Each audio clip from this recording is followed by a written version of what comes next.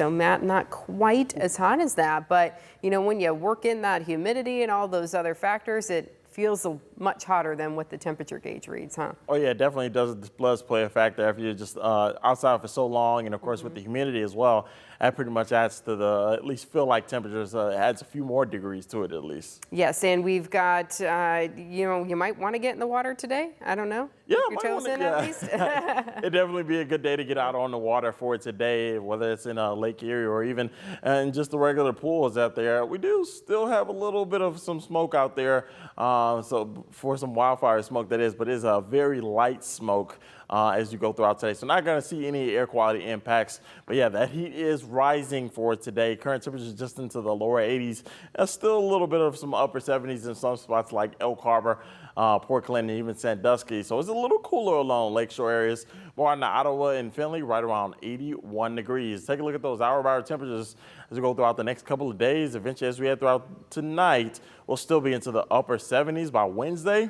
Oh yeah, we'll start off possibly into the lower 70s. This is going to be a hot day on tap for us as we go throughout Wednesday. Eventually, by the afternoon hours, yeah, we'll be into the lower 90s, possibly 95 in Bowling Green, 92 in Fremont, and possibly 93 in Toledo. So like I said, what's ahead, that heat wave continues as we go throughout this week for some soaring heat, and that humidity is going to make it feel even hotter outside. Of course, here's a look at your next 10 days. Oh yeah, we got multiple chances with temperatures into the 90s, even above 90 as we go throughout Wednesday and Thursday. And for Friday, 95 degrees. With that humidity, I feel like temperatures could be into the triple digits. By Saturday into Sunday, we'll still see the mid to upper 80s. We'll finally calm down with a little bit with that heat, as temperatures will stick around the mid to upper 80s. Of course, we do have an alert day in effect for our Wednesday for some summer heat and even some afternoon storms as we go throughout your Wednesday. Some of those impacts we'll like to see, some gusty winds and even some hail as well. So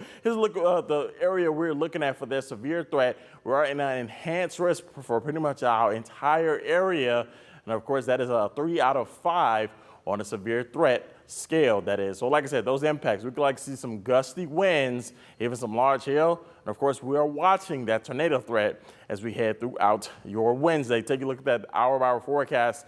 Eventually, as we head throughout most of the Tuesday, we'll still stay mostly dry and overall quiet. But of course, everything turns our attention to Wednesday. We'll start the day off at least calm before the storm, is what we like to call it. But eventually, as we head throughout the afternoon hours, around 1 p.m., we'll start to see a few showers. But after that, as we go throughout that, at least Wednesday night, that's what we'll like to see, some heavy storms out there and even some showers as we go throughout your Wednesday. Here's a look at your extended forecast. Overall, nice and quiet for your Tuesday. Eventually, as we head throughout Wednesday, as well as see some more thunder showers and storms as we go throughout Wednesday.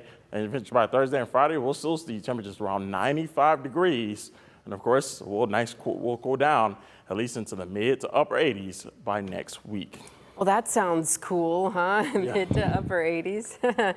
but yeah, that Friday looks very steamy. All right, Matt, thank you very much.